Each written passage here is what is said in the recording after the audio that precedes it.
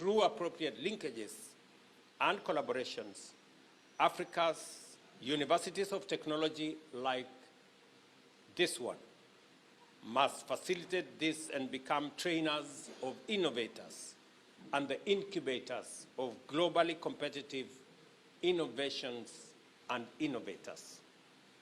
This is how we will leapfrog our way beyond our present challenges, innovate our way from under the onerous burden of underdevelopment, and become the continent envisioned in Agenda 2063. The capacity for technological research and development for innovation can enhance our capacity to attract investment and enable us to solve development challenges. I am inspired by the way our leaders throughout the continent and the people of Africa have engaged with the discourse around climate change. I am proud that we remain closely in touch with nature and understand the connection between our actions and the survival of other forms of life, including ourselves. Politically speaking, we have the Africa Union Commission. I said we have two fundamental problems: climate change on one end and economic growth on another. For a very long time again, we have been subjected to a global financial architecture that is oppressive, that is unfair, where countries like Guinea-Bissau and Kenya and others, when they go to the financial markets, we find development resources at 10%, 12%, 15%, while countries in the global north go to the same markets and obtain development resources at 0.5%, 1%, maybe 2%, 5, 6, 7 times more. It is not possible, ladies and gentlemen, for us to develop at the same rate when we go to the same markets. We get development resources at different rates. And we have firmly asked that there is an imperative movement that must change the framework of the international financial architecture to be fairer, so that all of us can walk into the same markets and obtain development resources at equal and the same interest rates.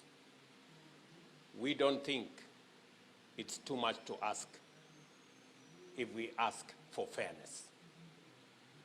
We think it's the bare minimum anybody can ask. And I'm very proud that the voice of my brother and others, leaders collectively in our continent, is beginning to bear fruit. Number one, in COP28, the Nairobi Declaration position we took as African continent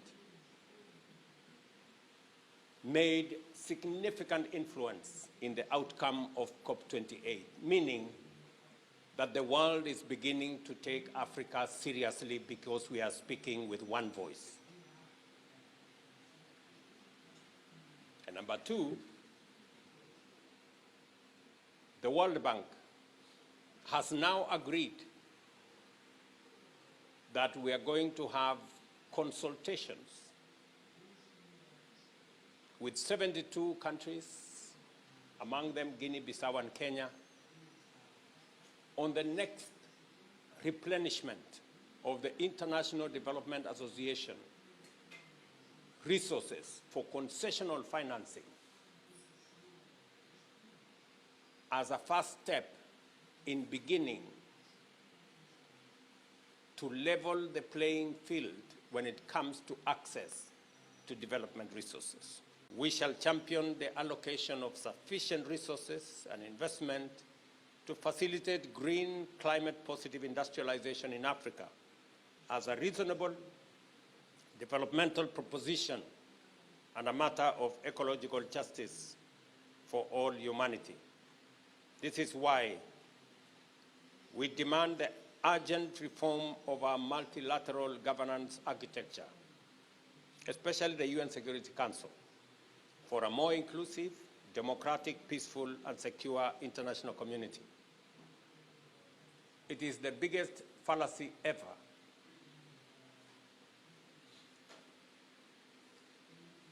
to say we are democratic nations when the institution that wields the most power on earth is controlled by only 5 countries,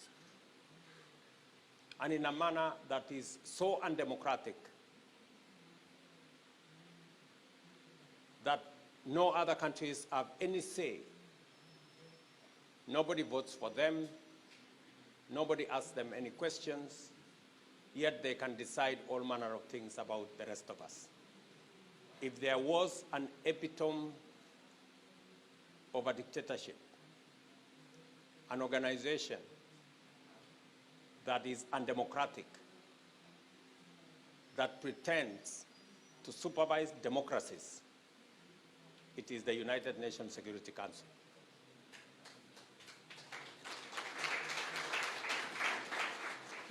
And there can never be any remedy to that institution until it is reformed and made much more democratic and sensitive